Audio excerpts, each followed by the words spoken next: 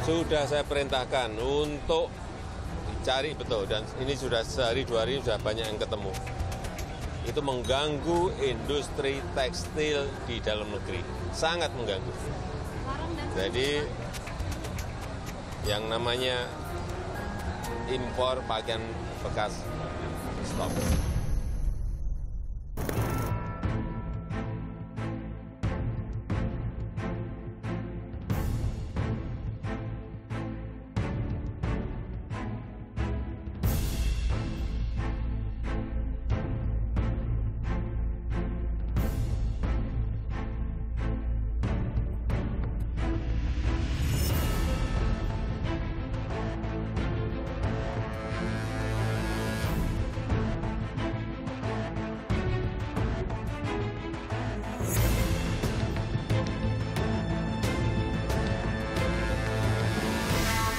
Sini teman-teman media tanya saya juga, boleh nggak sih jual barang bekas? Boleh, bukan nggak boleh, boleh. Yang nggak boleh impor bekasnya itu.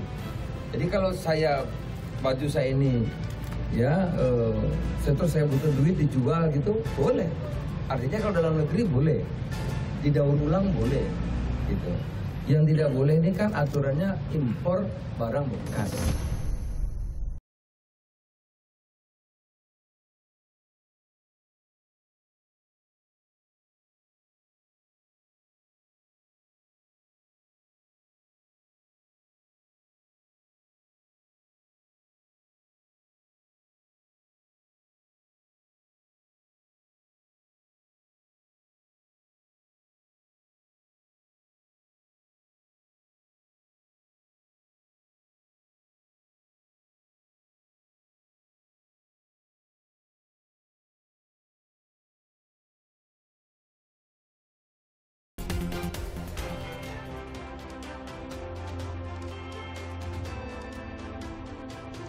Salam jumpa saudara, selamat malam. Saya Tifa Solesa bersama Anda dalam Business Talk pekan ini. Anda sudah lihat tadi dalam permulaan jumpa kita kali ini, sudah ada lagi pernyataan dari Presiden Joko Widodo. Pekan lalu ngomongin soal kesehatan, pekan ini bicara soal peredaran pakaian bekas impor atau thrifting. Sudah tegas ada larangan dari Presiden Joko Widodo soal ini karena ancamannya adalah bisa mengganggu industri tekstil dalam negeri. Nah, gayung bersambut, akhirnya Menteri Perdagangan Zulkifli Hasan langsung melakukan upaya untuk memberangus barang-barang thrifting ini. Bahkan tak main-main jumlahnya 730 bal berisi pakaian, sepatu, dan tas bekas impor yang nilainya 10 miliar rupiah. Itu semua sudah dimusnahkan.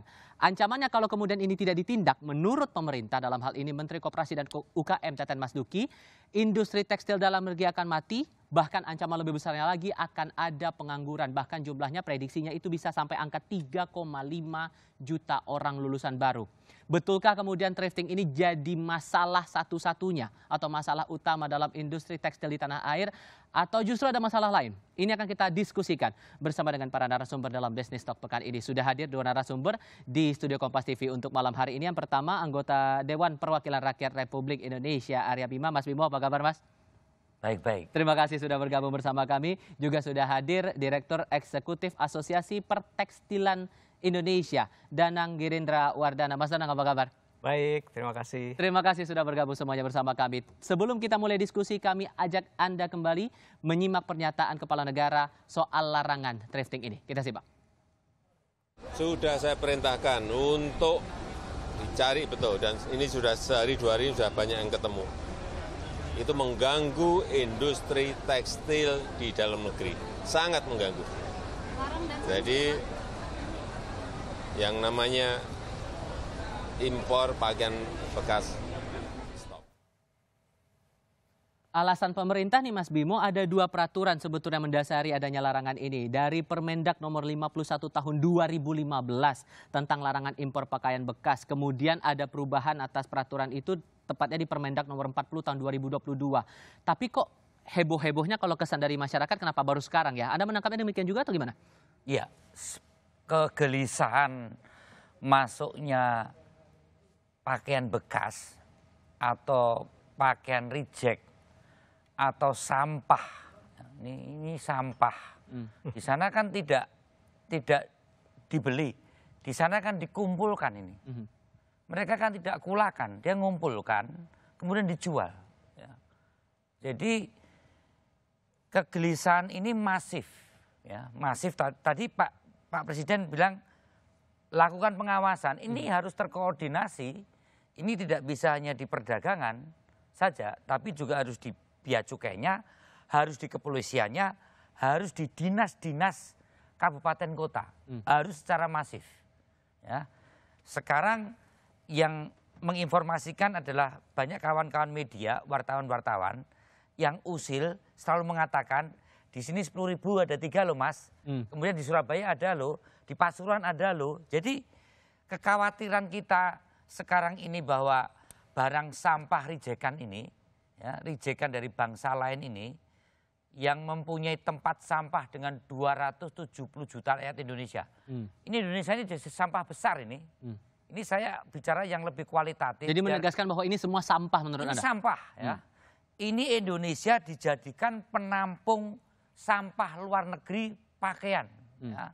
Dan di sini dijual. Ini dulu ya.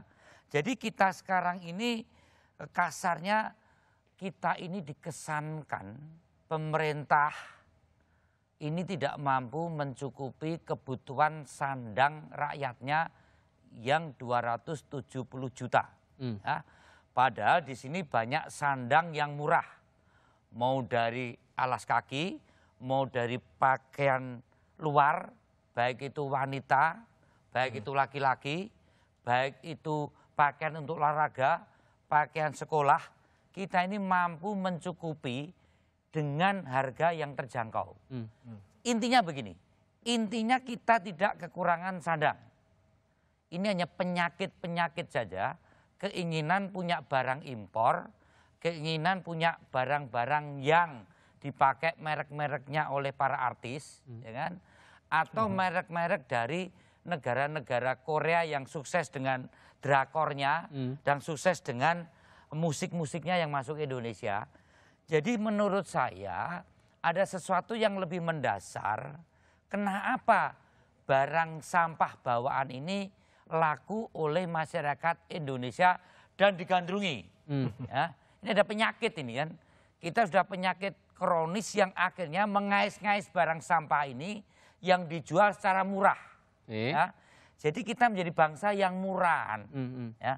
Dulu saja kalau waktu kita ada bakti sosial, acara-acara yang namanya kegiatan sosial, jangan disebut pakaian bekas. Kita lihat, kita sisir lagi menjadi pakaian pantas pakai. Supaya lebih manusiawi. Supaya standar kemanusiaannya itu diukur. Kalau Mas Bimo katakan bahwa ini semua sampah, tapi kan dalam peraturannya udah dari lama loh Mas, 2015 sudah ada peraturan larangan, kenapa kok baru gembar-gembornya sekarang? Nah itulah penyakit kita juga. Ya. Kalau mengeluarkan aturan itu kita paling jago. Tapi pada tingkat implementasi aturan ini, ya kan, karena aturan dikeluarkan oleh satu kementerian. Tapi di tingkat implementasi, di tingkat pengawasannya, itu tidak bisa. Diakui lemah berarti di sini dalam pengawasan? Buktinya sekarang masuk di berbagai daerah. Kelemahannya ini yang harus kita mitigasi. Apakah di hulunya, yaitu di pintu bea cukainya, kemudian setelah masuk, kemudian distribusi, ini tentu ada di kepolisian. Ya. Kemudian aturan ini dikeluarkan oleh kementerian, akan diawasi oleh Dirjen di dalam mengurusi barang beredar. Jadi menurut saya sekarang ini harus kalau mau diawasi ya bareng-bareng. Di daerah terutama kepala dinas kota kabupaten provinsi dinas perdagangan. Ini tahu betul nggak ini? Kan ada barang yang bebas, ada barang yang diatur, ada barang yang dilarang. Masing-masing dinas, kepala dinas kabupaten kota ini ngerti nggak bahwa ada yang namanya impor pakaian bekas itu dilarang. Bisa-bisa belum tahu Mas. Harusnya kita juga bisa mendiskusikan hal ini bersama dengan pemerintah juga dari otoritas yang mengawasi dari Kementerian Perdagangan. Sayangnya hingga program ini disiarkan kepada Anda, saudara, belum ada respon lebih lanjut. Undangan kami belum dipenuhi oleh pihak pemerintah. Semoga di kesempatan berikutnya ada pihak pemerintah yang bisa menjawab soal ini. Mas Danang, saya ke Anda sekarang. Tadi alasannya masalah harga lebih murah membeli pakaian bekas impor ketimbang industri tekstil di negeri sendiri? Barang Ada komentar pakaian nggak tuh? bekas atau limbah buangan lah Pak. Nah Kasarnya itu, gitu. gimana tuh Mas Anand? Ya, terima kasih Mas Iqbal. Jadi kita dari sektor industri ya, kita mewakili industri IKM, industri besar terkait dengan manufacture garment dan tekstil. Tapi barang-barang bekas yang disebut oleh Kang Mas Aryo Bima tadi terkait dengan importasi masuknya itu adalah sampah, ya kan? Itu sampah, zero, nilainya itu zero. Jadi ketika nilai zero itu di-compare dengan atau di head to head kan dengan hasil produksi garment atau clothing industrinya teman-teman di pelaku IKM, ya jelas nggak masuk Mas. Mereka akan bisa menggunakan harga yang sangat murah untuk mendekati nol, sementara harga produksi dari teman-teman IKM terkait dengan banyak ekosistem dari tekstil itu sendiri, harga bahannya, harga tukang jahitnya, harga ongkos listriknya, ya kan? Dan bagaimana bisa berkooperasi antara barang bekas yang sudah menjadi limbah itu dengan barang baru yang diproduksi dengan ekosistem harga, infrastruktur harga yang ada di Republik kita? Jelas nggak masuk. Korban yang pertama akan terjadi, yang akan muncul adalah teman-teman di pelaku IKM, industri garment. Mereka yang memproduksi, sorry nih Mas Aryo Bimo, memproduksi kaos partai, ya kan? Mereka yang memproduksi hijab, memproduksi gamis, memproduksi baju-baju kaos untuk keperluan sehari-hari, baju-baju yang Bapak bisa lihat di mall dan di pasar-pasar. Itu kan komparasinya, head to headnya ke situ Mas.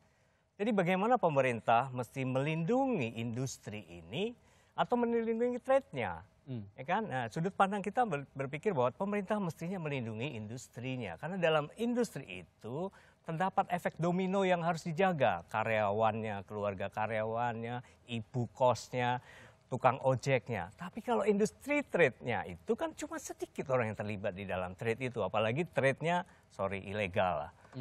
Atau trade-nya ya memasukkan sampah ke Republik kita. Dan bagaimana itu bisa membantu ekosistem ekonomi kita bisa tumbuh. Sehingga kalau dikatakan bahwa thrifting ini mengancam industri tekstil dalam negeri? Yes, tekstil dalam negeri itu pasti terpengaruh. Gini logikanya, kalau teman-teman kita produsen IKM, ya produsen garment yang di level IKM, mereka tidak bisa berkompetisi, mereka akan mati, ya kan? Kalau mereka mati, mereka tidak akan beli tekstil, tidak akan beli kain-kain, ya kan? Yang produksi kain-kain industri besar mati juga karena nggak punya konsumen, ya kan? Kemudian karena industri besar ini mati, industri yang lebih besar lagi di sektor hilir garment ikut mati juga, karena industri suplai tekstilnya tidak ada. Nah, rentetan ini kemudian akan mengarah kepada perbankan. Perbankan nanti juga bisa ya problem karena likuiditas mereka yang masuk ke industri tekstil dan garment menjadi terpengaruh di situ kan. Jadi jangan berpikir bahwa kalau sekedar menutup celah thrifting dari bahan impor itu akan merugikan satu segmen industri IKM, tidak. Efek domino panjang sampai dari industri tekstil besar, garment besar, dan perbankan. Yang ancaman 3,5 juta pengangguran yang dibilang Menteri Koperasi dan UKM Ya, juga bisa? kami sepakat dengan itu. 3,5 juta itu adalah karyawan, pegawai, dan mereka yang terlibat secara langsung di dalam industri mulai dari hulu tekstil sampai hilir garment. Termasuk mereka yang memproduksi di level IKM. Tapi level IKM ini relatif pegawainya kecil-kecil lah, sedikit-sedikit lah. Ya. Tapi di industri garment itu besar, puluhan ribu, sehingga sangat rentan dengan berbagai kebijakan sistem fiskal. Satu hal lagi, karena ini masalahnya soal perdagangan juga, ini kan yang bermain di lingkup thrifting ini juga pedagang-pedagang kecil nih Mas Bimo. Anda melihatnya gimana? Karena mereka sudah bersuara loh kalau ini diberangus, ini dihilangkan, ya ancamannya adalah mereka juga nggak bisa kerja, mereka nggak bisa cari uang begitu. Jadi kita harus mikir view-nya lebih komprehensif ya. Kalau satu baju ini saya pakai, itu saya menyumbang tenaga kerja sejak yang bikin kain di pabrik, ya buruh pabrik, ini saya bayar dengan baju saya. Kemudian kain jadi, kemudian dibatik, itu juga ada buruh. Sampai baju ini saya pakai, itu saya sudah bayar berapa buruh orang Indonesia. Sampai yang dagang. Jadi kalau kita beli satu baju dari Korea, itu kita sama dengan bayar tukang jahitnya buruh Korea. Kemudian kita bayar tukang rajut kainnya tukang orang Korea. Jadi sama dengan kita ini membayar buruh-buruh Korea itu, kan gitu. Sebaliknya kalau kita pakai baju nasional atau produk dalam negeri, itu kita membayar buruh-buruh kita sendiri. Nah, kain atau baju atau yang namanya komoditas produk industri tekstil itu masuk 10 produk unggulan Indonesia. Terus dengan demikian ini menyerap lapangan kerja, memasukkan pajak, menciptakan lapangan kerja. Nah, kalau dilihat dari hulunya saja, pedagang saja, itu kita debatable. Teman-teman UKM sekarang katanya banyak baju jual pakaian bekas. Sejak kecil saya ada jual baju pakaian bekas. Kalau di Solo itu di Gading, sekarang lantai 2. Lantai 2 pasar Gading itu pakaian bekas. Mulai kebaya sampai tidak. Maksud saya begini, bahwa hal-hal yang menyangkut masalah lapangan kerja, kita harus melihat bagaimana produk domestik bruto itu selalu dilihat dengan investasi, termasuk yang namanya investasi di IKM-nya. Garmen saya ini pembina 10 garmen UKM di Dapil Solo. Teman-teman pada jerit tadi. Tapi namanya Mbak Darmi. Mbak Darmi sudah teriak ini, Mas, kita mulai kelabakan nih pada nggak laku. Karena sekali lagi kita mampu menghasilkan pakaian-pakaian jadi yang harganya terjangkau. Kecuali kalau bangsa ini nggak mampu menyediakan pakaian jadi dengan harga terjangkau, begitulah. Kita pernah tahun 65 katanya, tahun 70 kita impor dari Amerika waktu itu dibagi-bagi oleh lembaga-lembaga sosial gratis.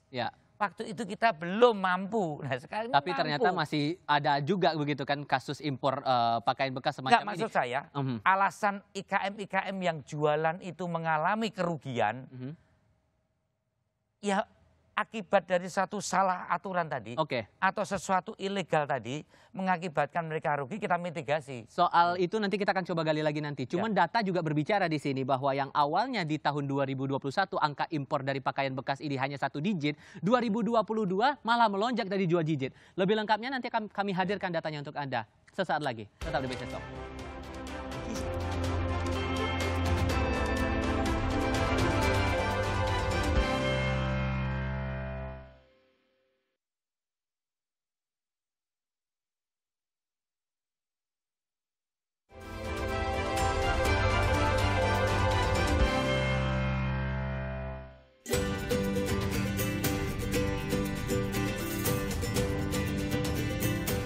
Kalau aku sih setuju ya, karena kan dengan diberhentikannya thrift itu jadi bikin peluang untuk para usaha-usaha lokal dalam negeri jadi punya kesempatan lebih banyak lagi. Waduh, tanggapan saya Mas ya, sayang banget sih kalau thrifting dihilangin ya. Soalnya gimana? Saya juga salah satu yang suka beli thrifting. Contohnya ini nih, ini thrifting. Ya kalau buat UMKM sih saya juga mendukung, tapi ya gimana kalau emang budgetnya belum mencukupi buat beli UMKM kan mau nggak mau thrifting. Sedangkan pasar-pasar thrifting kan kayak udah banyak. Jadi kalau emang dia strateginya bagus, terus kualitas yang dia berikan juga bagus, pelayanannya bagus, menurut aku tuh nggak ada salahnya juga.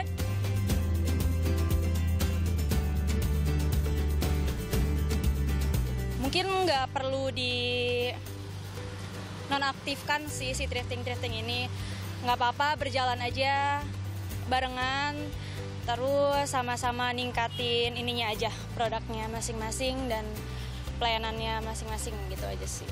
Untuk pemerintah boleh dipikirin sekali 2 kali lah, semoga thrifting ini nggak dihilangin gitu. Semoga produk dalam negeri bisa lebih dihargai aja sih dengan dikuranginya thrifting, dan semoga orang-orang bisa lebih banyak ngasih kesempatan untuk produk dalam negeri.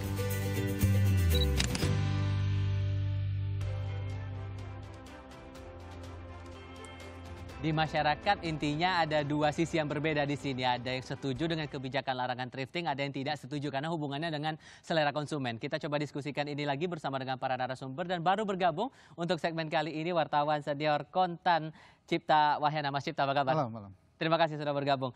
Tadi soal tanggapan warga nih Mas Danang. Ini kan hubungannya soal selera lagi, ada yang setuju ada yang enggak, gimana tuh? Ya kita nggak bisa menjustifikasi selera itu masing-masing lah terserah. Tetapi kan kita juga harus mengukur size dari populasi konsumen yang suka dengan thrifting, saya kira itu tidak terlalu banyak. Dan kita melihat ada kepentingan lebih besar yang harus negara pertahankan. Kepentingannya di mana? Adalah industri tekstil dan garmen kita. Di situ akan lebih menunjukkan keberpihakan negara kepada populasi kecil yang suka dengan thrifting atau kepentingan nasional yang lebih besar. Kita mesti melihat bahwa sandang adalah salah satu dari 3 kebutuhan pokok. Ada Kementerian Papan, ya, Perumahan, PUPR, ya kan? Ada Kementerian Pertanian untuk ngurusin pangan, tapi tidak ada Kementerian Sandang. Nah, ini menjadi salah satu pertanyaan besar kita. Kita tidak memikirkan bahwa sebuah kebutuhan pokok terkait sandang ini dikelola dengan sangat sistematis oleh negara. Saya bisa kasih contoh, Kementerian Bangladesh, India, Bangladesh, dan Pakistan memiliki kementerian tekstil, garmen, apapun namanya mereka, tapi fokusnya ke sana. Dan itu menunjukkan bahwa mereka serius untuk mengelola tenaga kerjanya untuk memproduksi tekstil dan garmen mereka, tidak hanya untuk mencukupi kebutuhan mereka sendiri, ya kan? Tetapi mereka juga sekarang berorientasi ekspor dan mengalahkan Indonesia. Indonesia ada di level 16 nih dari negara eksportir produsen garmen tekstil. Mereka ada di level 5. Luar biasa kan? Kita jauh ketinggalan dan akselerasi pertumbuhan tekstil di 3 negara yang saya sebutkan tadi jauh di atas Indonesia. Indonesia dari tahun 2015 sampai dengan sekarang itu stagnan pertumbuhan ekspor dari masalah tekstil dan garmen, stagnan. 3 negara kompetitor kita itu melejit luar biasa dengan lambungan yang piramida terbalik yang keren sekali. Nah, kita harus belajar dari situ. Apakah kita akan memperkuat industri sandang tekstil kita ini, atau kita akan membiarkan negara ini menjadi pasar dari negara luar itu? Ekspornya stagnan, tapi malah impornya naik turun, bahkan pernah melonjak signifikan. Kita coba tampilkan nih sekarang data untuk perbandingan data impor dari pakaian bekas ke Indonesia ini. 2021 tuh angkanya 8 ton. Dan di tahun 2022 angkanya langsung melonjak 26,2 ton begitu. Jumlahnya ini melejit signifikan. Kalau dalam catatan sejak tahun 2015 saja kita pernah menyentuh angka 392 ton di tahun 2019. Yang teman-teman pengusaha cermati dari data ini gimana kemudian?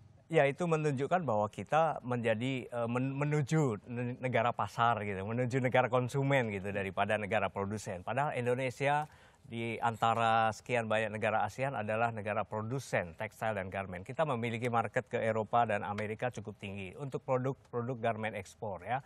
Tetapi sekarang kita menjadi negara pasar dari teman-teman kita di negara ASEAN gitu. Dari India, China tidak usah dibahas lah. China nomor 1 dengan 21 juta meter. Vietnam dan seterusnya ada di bawahnya dia. Tetapi Indonesia di urutan 16 nih. Dan kita mulai Mas free trade preferential trade agreement, free trade agreement mulai menggerus kita. Kita tidak mampu mengalahkan mereka karena mereka jauh lebih siap dari infrastruktur industrinya Mas Bimo. Ini harus menjadi perhatian juga teman-teman di DPR karena banyak evaluasi yang dikeluarkan waktu itu dikeluarkan oleh Apindo Mas Bimo bahwa PTE dan FTE itu justru mengorbankan kemampuan kita bertanding di antara ekspor dan impornya. Justru kita semakin menurun dibandingkan Indonesia berhadapan dengan negara-negara non-FTA dan FTA dengan kita. Nah, ini juga terlihat di industri tekstil dan garmen. Bapak bisa lihat bahwa kapasitas produksi kita atau utilisasi mesin-mesin kita di industri tekstil dan garmen menurun, Mas. Kita mengalami penurunan di 2 tahun terakhir itu sampai ke angka 60%. Artinya apa? Kalau utilisasi mesin-mesin di industri manufaktur tekstil kita begitu tajam penurunannya, itu artinya kebutuhan tenaga kerja di sektor itu juga berkurang. Ya kan? Tahun 2022 kemarin kita mengalami kekurangan, mengalami perumahan sementara lah karyawan-karyawan tekstil kita dan garmen di angka sekitar 80.000 orang. Itu inline dengan deindustrialisasi yang terjadi di manufaktur kita di industri tekstil dan garmen. Itu kondisinya. Nah, dengan tindakan seperti ini Mas Cipta yang dilakukan oleh pemerintah, menurut Anda memang seberbahaya itukah thrifting untuk industri tekstil di negeri sendiri?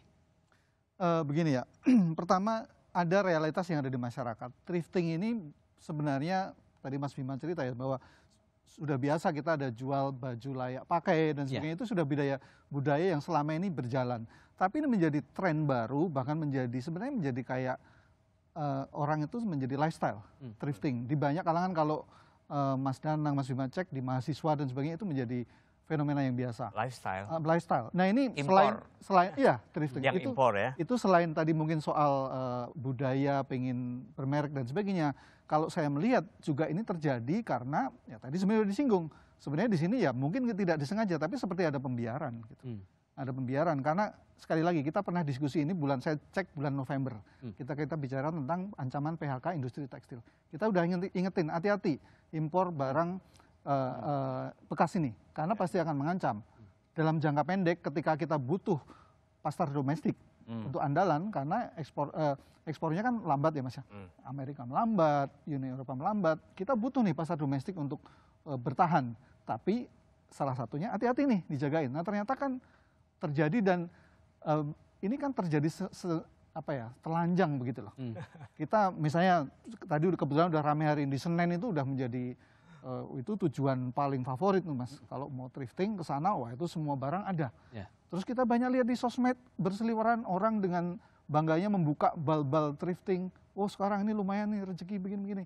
Nah artinya ada, kalau saya istilahnya mungkin agak langsung itu ya seperti pembiaran.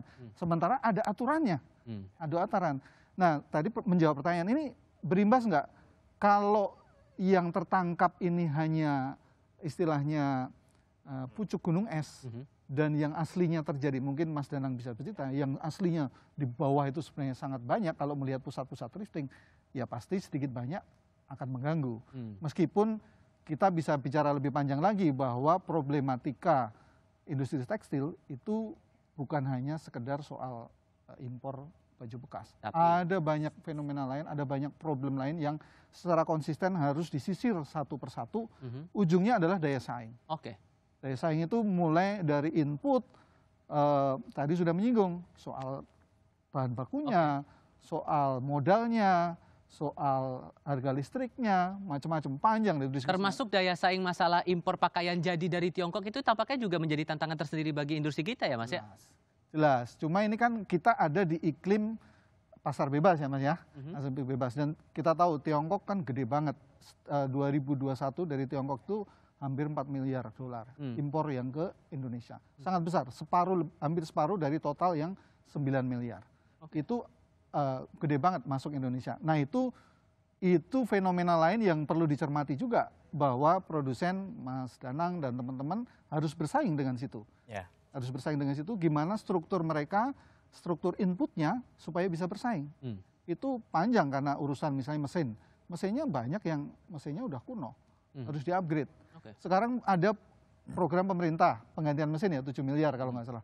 Tapi itu menjadi panjang urusannya karena kreditnya ternyata sekarang mahal. Ingat akhir tahun lalu bank-bank itu dia memberi catatan khusus industri tekstil. Ini hati-hati, industri yang hati-hati. Lalu impactnya apa? Bunganya tinggi, nyalurin kredit susah. Artinya ongkos kalaupun beli mesin jadi mahal. Nah ini salah satu hal lain yang pasti. Nah itu sebenarnya pesaing yang lebih besar itu tadi. Barang-barang impor yang secara total 2021 yaitu mencapai 9 miliar dolar. Oke, dengan kondisi yang kompleks ini nih Mas Bimo, Anda punya komentar dari DPR RI? Oh ya, satu-satu dulu ya. Tentang ada penyelesaian-penyelesaian yang harus segera dilakukan. Upaya pencegahan yang jelas, pakaian-pakaian bekas yang beredar impor ini atau thrifting ini adalah ilegal.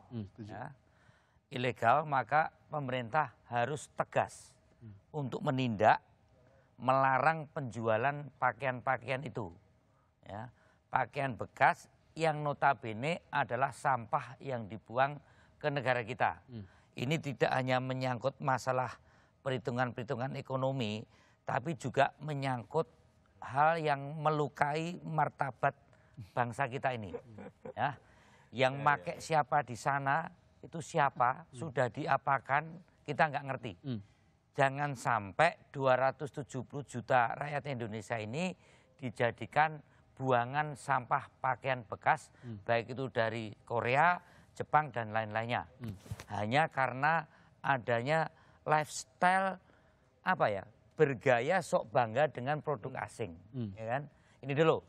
Kemudian bagaimana pengatasinya? Sekarang UKM pada teriak. Saya sepakat tadi. Ini kan barang ilegal, jangan hanya di hulunya para pedagang-pedagang UKM ini. Tapi di grosirnya siapa, sampai ke importernya ini. Ini yang koordinasi melemahnya di bea cukai, itu kan ada biang keroknya juga. Pasti dong, barang dilarang kok lolos. Dan ini bukan barang satu kotak Indomie, ini berkontainer, ya kan? Berarti ada permainan, ya kan? Ya. Yang jelas tidak hanya garment atau tekstil, tapi juga sampah bekas saja masuk ini, sampah limbah itu. Saya pernah sidak langsung ke sana. Ini penting, ada koordinasi yang terkoordinasikan antara bea cukai, kepolisian, kemudian perdagangan dan stakeholder lainnya, termasuk dinas-dinas daerah lagi harus melakukan sidak sekarang karena ini semua ancang-ancang untuk Lebaran. Ini harus ditindak, ditarik semua. Nah, bagi IKM yang sudah bacot kulaan, silakan dinegosiasikan. Apapun tidak ada rakyat yang kayak gini salah, ya kan? Ini yang salah kan pemerintahnya ini, ya kan? Pemerintah dalam artian yang menyelewengkan aturan tadi, ya, stakeholder tadi. Jadi untuk para IKM itu tolong lebih bijaksana. Tapi grosirnya sampai importernya, tolong Pak Menteri Perdagangan, sidaknya Pak Bea Cukai dan Kepolisian itu ke pelabuhan-pelabuhan. Dan ini yang mau kita akan gali lagi nih masalah. Dan ini ke seluruh pelabuhan loh ya. Tanjung Mas ya, Tanjung Perak ya. Masalah pengawasan. Semua. Semuanya dari akses masuk barang-barang itu sampai akhirnya jangan diedarkan yang ke dibakar masyarakat. ditangkap dari para UKM.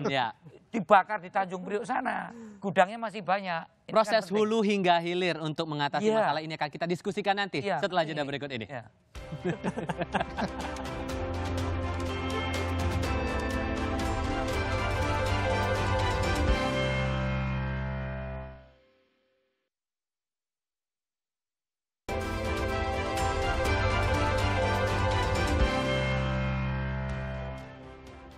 keren, Mas. Direktorat Jenderal Bea Cukai sempat bicara soal datanya nih, penindakan untuk sejumlah barang-barang terutama pakaian bekas yang ilegal ini masuk ke Indonesia ini kebanyakan ada di kawasan Kepulauan Riau di Batam. Itu bahkan penindakan dalam kurun 2019 sampai 2022 231 kali penindakan di situ. Sehingga Anda sepakat ya bahwa prosesnya ini nggak bisa ditindak sebatas di tingkat pedagang, tapi juga harus saat biang keroknya itu ya masuk di bea cukai itu. Mana mungkin pedagang impor. Pedagang dikirim dari para grosir yang impor yang lolos di bea cukai. Yang barang terlarang bea cukai masukkan. Pasti ada permainan di bea cukai. Kemudian untuk dari bea cukai sampai ke distribusi, ini ada pengawasan barang. Baik itu Dirjen Perdagangan sampai ke Dinas Perdagangan plus kepolisian. Saya kira kalau bea cukai, kepolisian dan Departemen Perdagangan dan Dinas Perdagangan kompak selesai ini barang.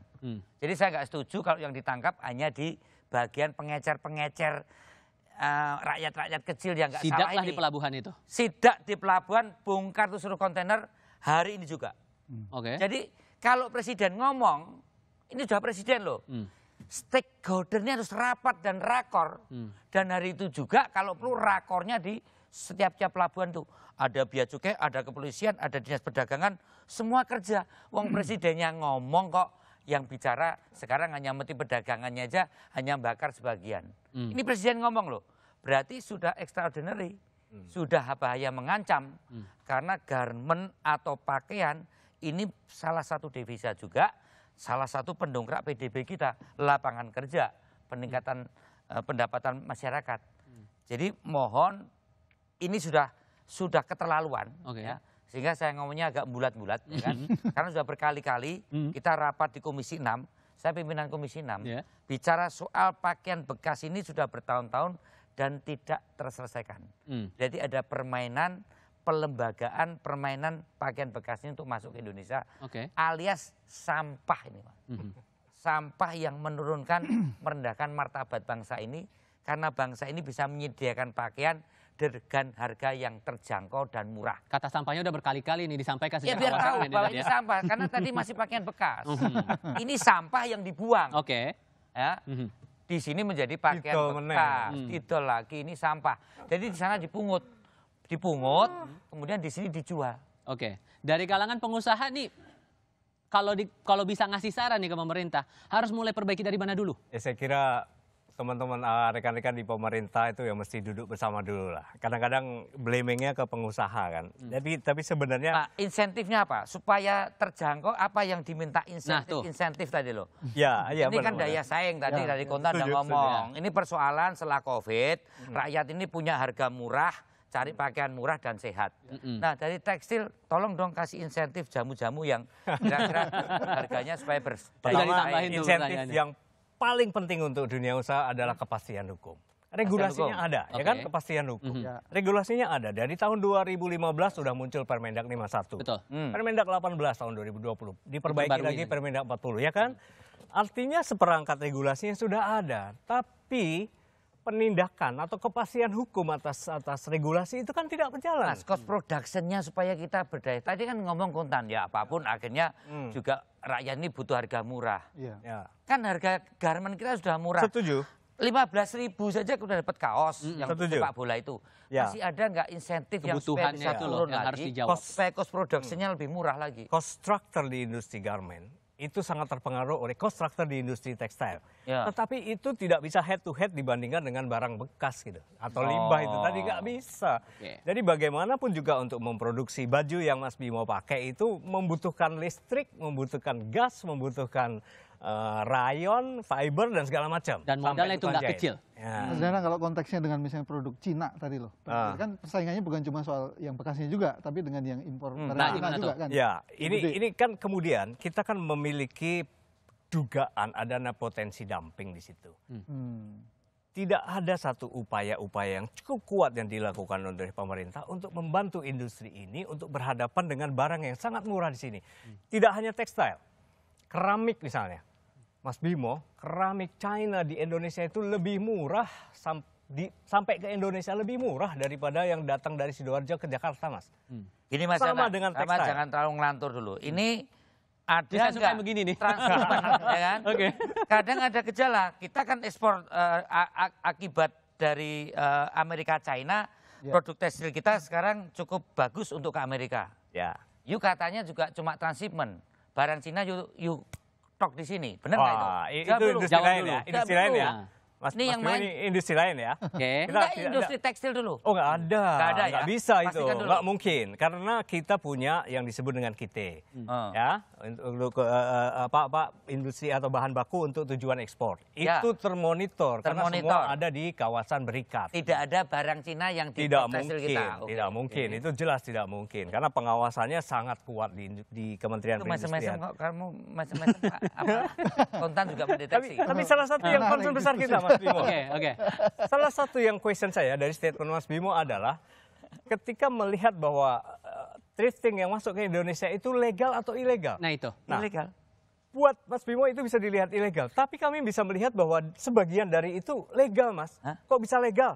BPS tuh menunjukkan data Iya. impor barang bekas, pakaian bekas dari tahun Terdata di 2013. Didata oleh BPS sampai tahun 2021 dengan angka kenaikan yang luar biasa. Oke. Sampai 2020 6 juta US dollar. Tidak terlalu besar sih. Tetapi kenaikan itu drastis. Siapa yang melansir data itu? BPS. Ya. Artinya BPS melihat bahwa itu dilakukan secara legal. BPS tidak bisa melihat yang ilegal-ilegal, ya kan?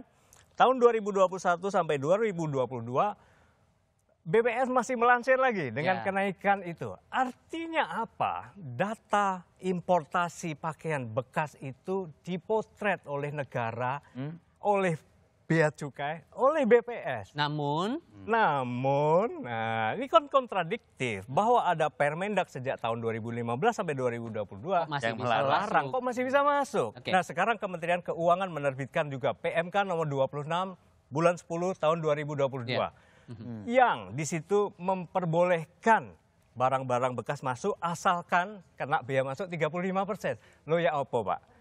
oke. Artinya pakaian bekas boleh masuk asal dengan beban masuk biaya masuk 35%. Oke. Saran kami adalah tolonglah teman-teman pemerintah duduklah bersama. Ya. Apa yang perlu dilakukan? Dari sebagian besar perangkat regulasi yang saling kontradiktif antara Permenkeu dengan Kemendak, dengan Bea Cukai, dengan BPN. Semuanya terjadi seperti itu. Nah, itu dirapikan dulu. Baik. Mas Cipta, dengan peraturan menteri yang sudah terang-terang menjelaskan ada pidana di situ, 5 tahun kurungan ditambah denda 5 miliar rupiah, Anda merasa bahwa pengawasannya memang lemah dan itu harus dikuatkan? Atau ada hal lain yang harus dikuatkan di sini? Ya pasti itu sebenarnya. Kalau satu yang ini problem kan muncul karena pengawasan, kita sepakat di sini soal pengawasan konsistensi aturan. Jadi kalau bicara esensi dari diskusi ini apa? Sebenarnya penegakan aturan. Itu dulu. Nah memang saya setuju. Ini kan ada barang karena ada modal. Jadi kalau di ujung ini kalau diurut rentenya di mana? Paling tebal pasti yang di atas karena dia dari sampah kok. Dari modal yang zero itu pasti marginnya paling tebal. Nah itu sementara sekian banyak bal, ratusan bal, ribuan, dan itu hanya yang tertangkap ya.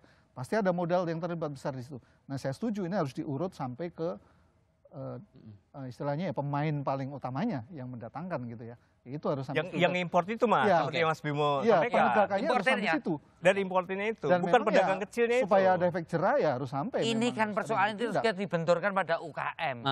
Kita nggak dibenturkan pada persoalan keuntungan dari hulunya. Begitu ada masalah, kita dihadapkan UKM-UKM diwawancarai begitu. Terus kita ini anggota DPR, kemudian pabrik tekstil ditabrakkan dengan pelaku UKM. Biang keroknya kan importernya. Sehingga menurut Anda bahwa ini bisa diselesaikan? Oh bisa. Sangat bisa. Kenapa pasti tidak? Bisa. Mitigasinya jelas kok. Kesalahan utama dari siapa? Ya kan? Dilakukan oleh siapa?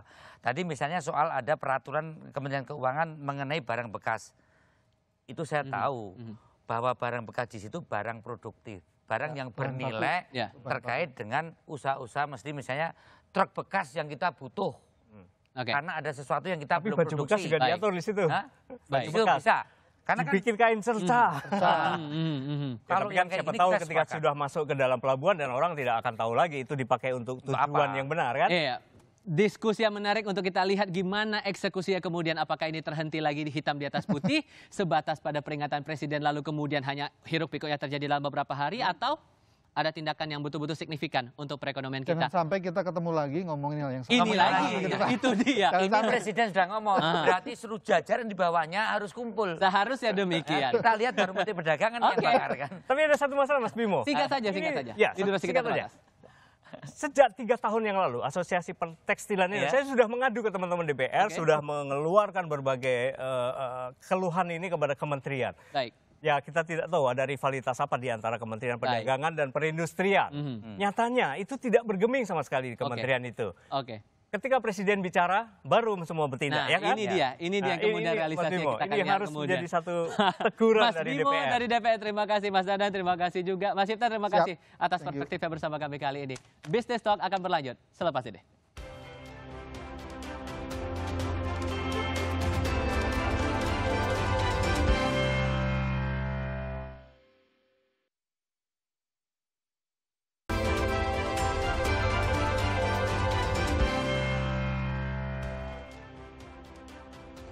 Urusan pakaian bekas impor atau thrifting ini harus diselesaikan dari hulu sampai hilir. Jangan sampai dari kalangan pengusaha merasa dirugikan, lebih-lebih masyarakat dan juga para pedagang kecil yang sudah bertumpu harapan pada bisnis thrifting ini. Tifa Solesa menutup jumpa kita dalam Business Talk pekan ini. Kita jumpa lagi pada pekan depan. Selamat malam.